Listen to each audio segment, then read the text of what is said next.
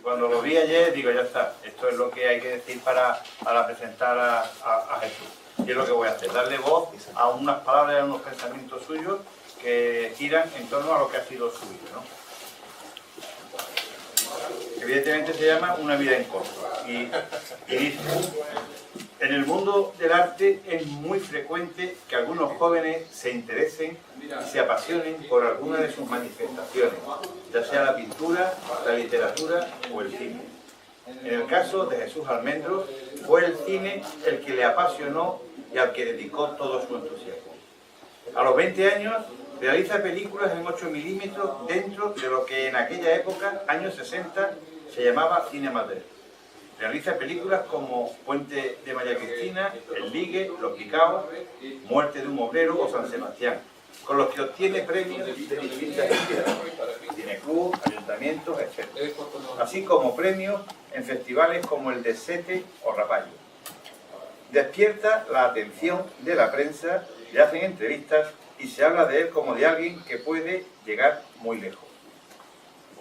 Todo esto le hace lanzarse a la aventura de producir y realizar un corto en 35 milímetros, un corto profesional, Miradas, corto que es presentado y muy bien acogido por la crítica en el Festival de San Sebastián. Tras este cortometraje realiza regatas de Orio, opiniones de un torero, Dominguín y Aparcero, con los que sigue participando en distintos festivales.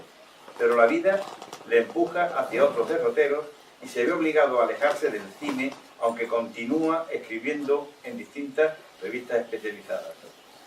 En 1975, tras 5 años de trabajo en las Islas Canarias, fijaros si se fue lejos, decide hacer un último intento y, de acuerdo con su mujer, Blanca, que siempre le ha ayudado y apoyado en sus aventuras cinematográficas, deja voluntariamente el trabajo de aparejador que venía realizando en Las Palmas y con el dinero ahorrado en esos años se traslada con su mujer y sus 2 hijos, uno recién nacido, a Madrid con la intención de integrarse de alguna manera en el mundo del cine. Visita estudios, productoras, habla con directores y técnicos sin ningún resultado positivo y al cabo de un año se ve obligado a desistir de su romántico empeño y volver a integrarse al prosaico trabajo de la construcción para poder llevar adelante a su familia. Kafka, en su obra El proceso, llevada al cine por Orson Welles, cuenta la historia de un hombre que intenta entrar en la ciudad sagrada cuya puerta vigila un portero que cada vez que él le dice que quiere entrar, le contesta que debe esperar. Pasan años, días de intenso calor y días de frío y soledad, pero el hombre continúa esperando ser admitido en la ciudad hasta que finalmente muere ante sus puertas sin haberlo conseguido. Al verlo muerto, el portero con gesto triste dice: lástima que no haya aguantado un poco más, porque él, y solo él, era el destinado a poder entrar un día. Jesús Almendros no consiguió entrar en la ciudad sagrada del cine, pero tiene la enorme satisfacción de haberlo intentado con todas sus fuerzas, de haber aprovechado las nuevas tecnologías para, en compañía de un puñado de jóvenes tan locos como él por el cine, realizar películas fuera de los circuitos comerciales y satisfacer así sus necesidades artísticas y de expresión. Estas son palabras todas de Jesús, que yo me las he apropiado y le he dado voz. Y yo añado muy poquito. Jesús es una persona transparente, sin dobleces, es lo que se ve. Respira humanidad por todos sus poros y tiene la suerte de ir acompañado desde joven de una mujer como Blanca Ereso, que es un lujo para cualquier hombre tenerla a su lado. Disfrutemos de su compañía y de todo lo que nos tiene que contar, que seguro es mucho y bueno. Te cedo la palabra, Jesús. Bueno, pues yo lo primero que quiero deciros es la enorme sorpresa que supuso para mí cuando Sergio y Miquel, que estaban organizando este festival, este fantástico festival, me dijeron que iban a montar una exposición sobre mí. Yo digo, ¿pero estáis tontos o qué os pasa? ¿Cómo una exposición sobre mí si yo no he hecho nada, no he triunfado, no he hecho largometrajes, no he podido entrar en el mundo del cine más que por esta puerta pequeña del cortometraje? Y entonces ellos me convencieron de que eso era lo que ellos querían mostrar a todos los jóvenes que iban a venir al festival de Shorty Week, porque para todos los que nos gusta el cine, para todos los que amamos el cine, lo más importante es hacer cine. Hacer es la palabra clave, porque uno hace cosas que unas veces salen bien, otras veces salen mal, otras veces se quedan en el camino, pero lo importante es hacer, intentar, hacer camino. Y eso sí que puedo tener la satisfacción de decir que yo siempre lo he hecho. No he cejado. He hecho en una época muy difícil películas en el sector, dentro de la industria, en el sector industrial, en 35 milímetros. Hice 5 películas, algunas más en 25 milímetros.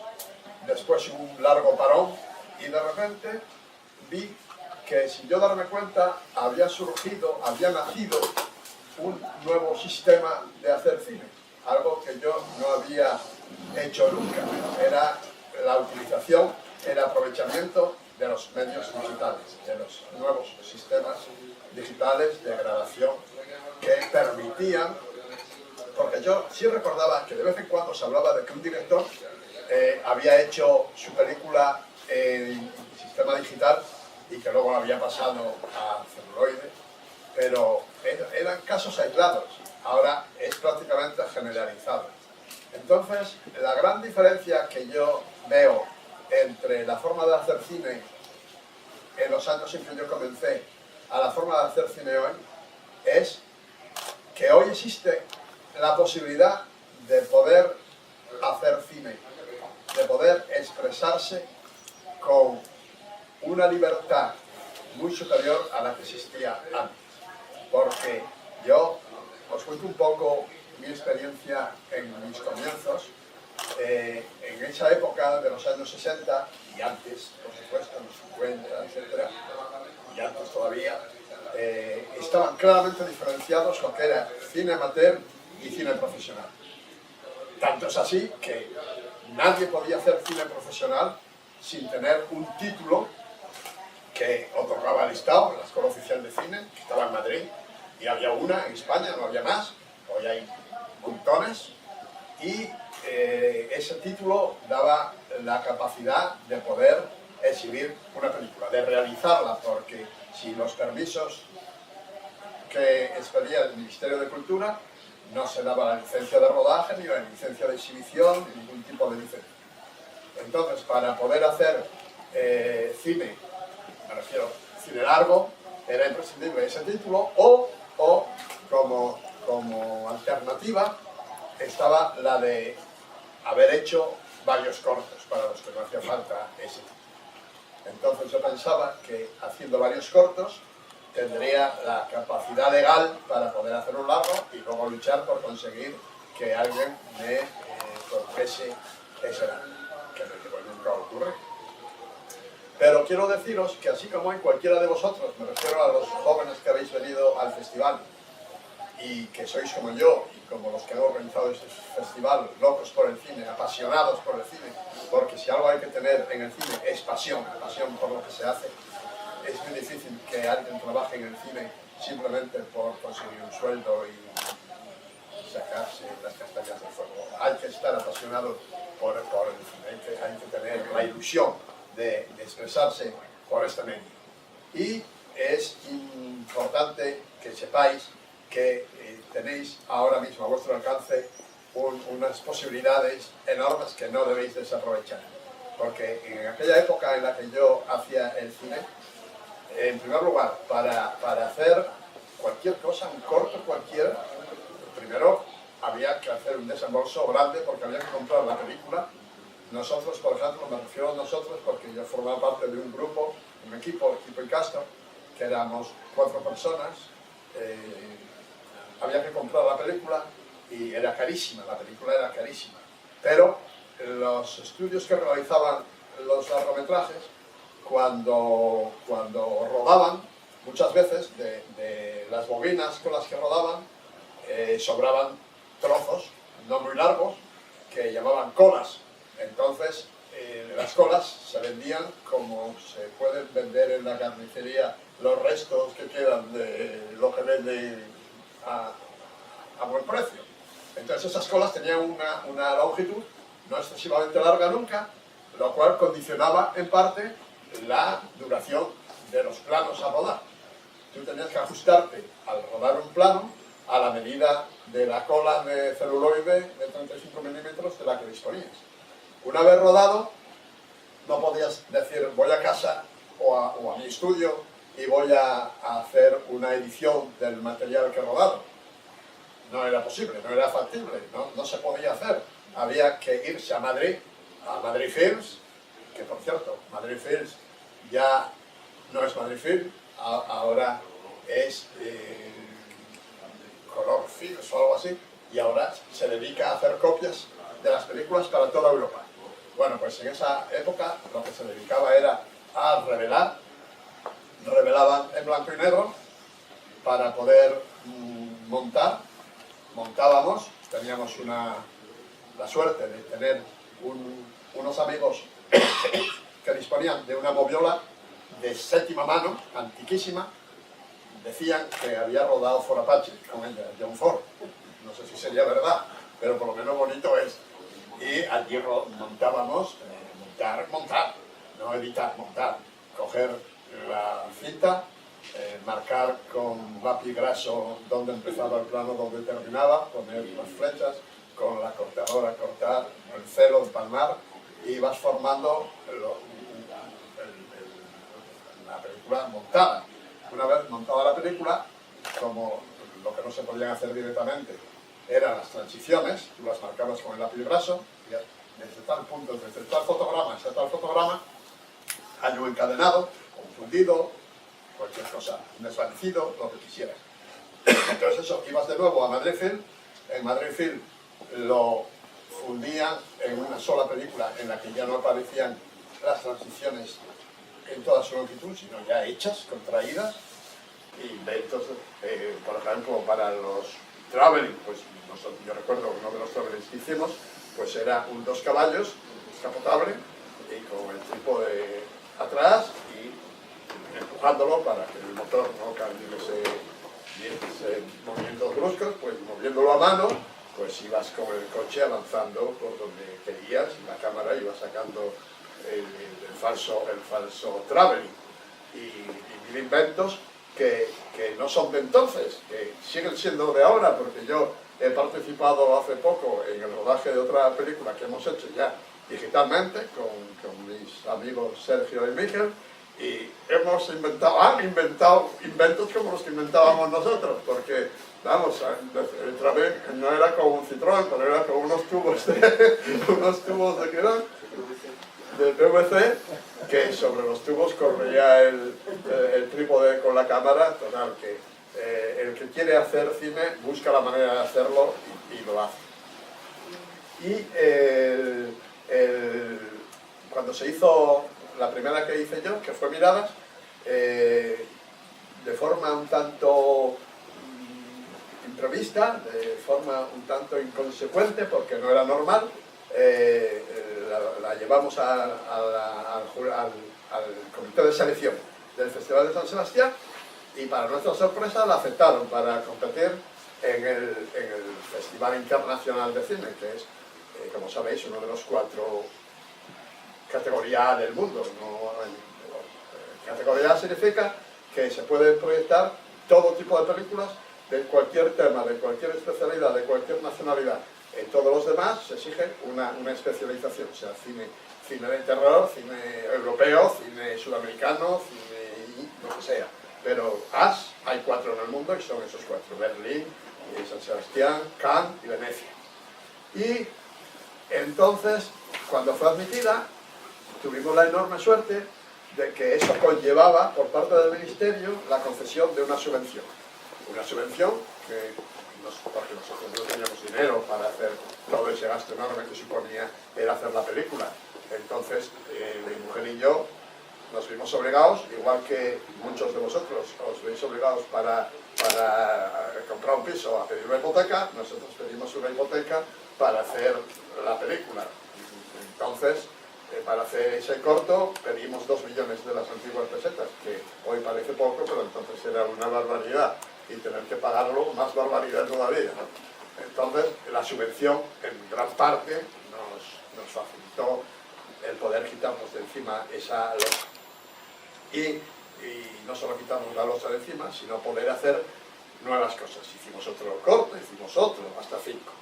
Entonces luego surgió esa opción de irnos a Las Palmas, y nos fuimos a Las Palmas.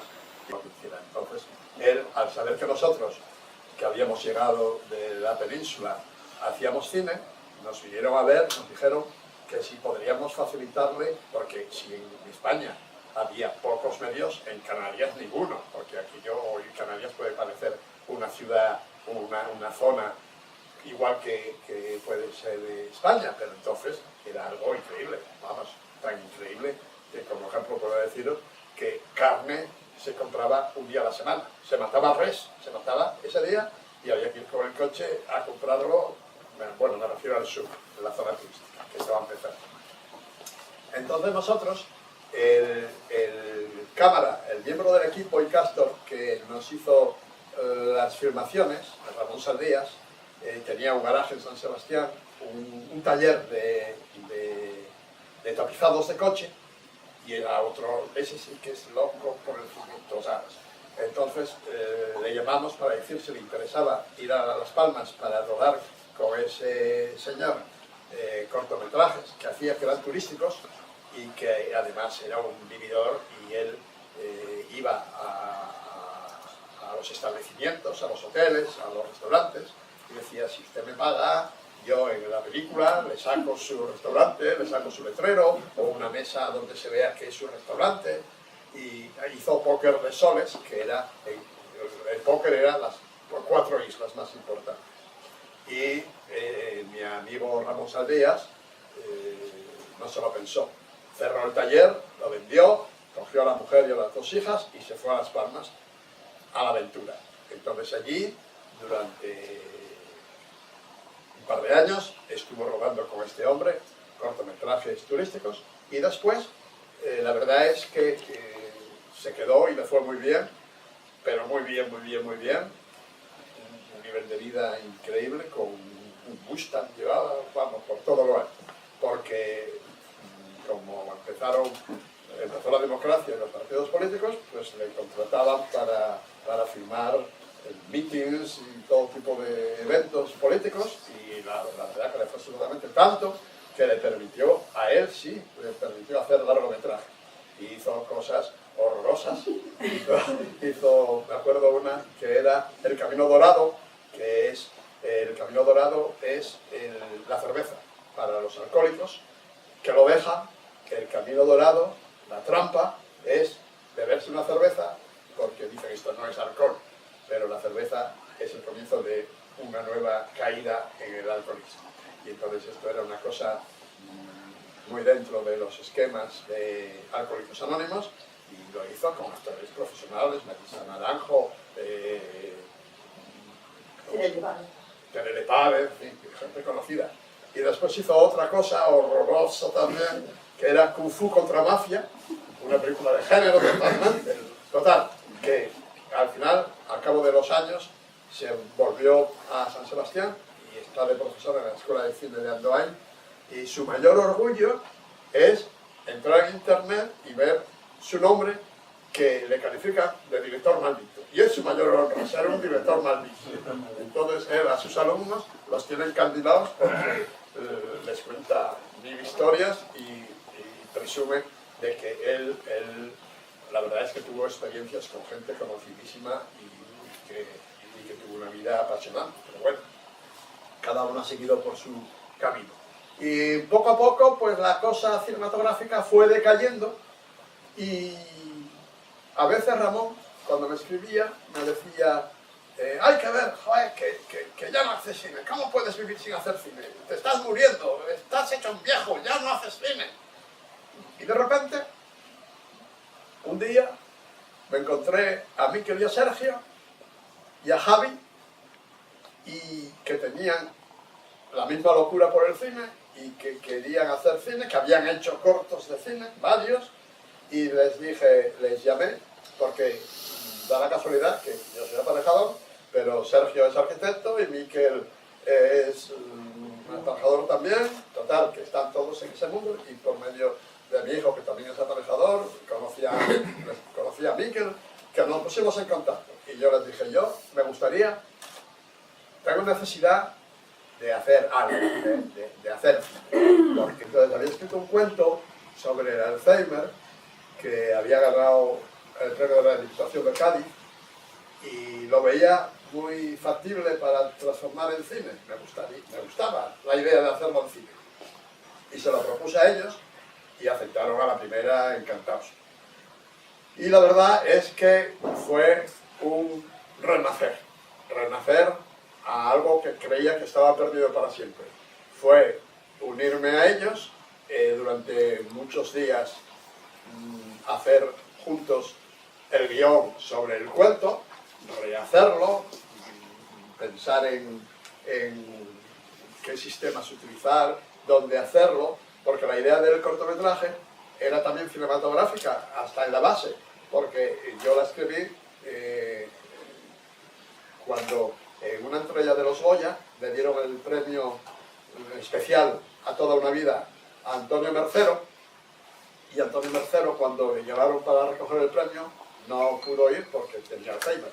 Fueron sus hijos, y sus hijos dijeron que les agradecían la concesión del premio y que estaban felices por ello, y que su padre también lo estaría seguro, y que su padre tenía una vida aún dentro de esa enfermedad relativamente feliz, porque él todos los días veía cantando bajo la lluvia, y cada día que la veía era como si la viera por primera vez, y cada vez que la veía por primera vez, día tras día, se sentía feliz.